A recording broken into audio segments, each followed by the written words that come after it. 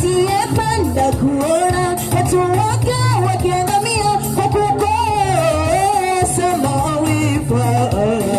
Asiyependa kuona watu wake wakiangamia kwa kukosa maarifa. Asiyependa kuona watu wake wakiangamia kwa kukosa maarifa.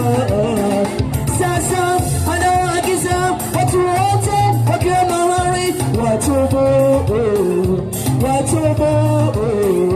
Sasa anawaagiza watu wote wakiwa mahali watubu.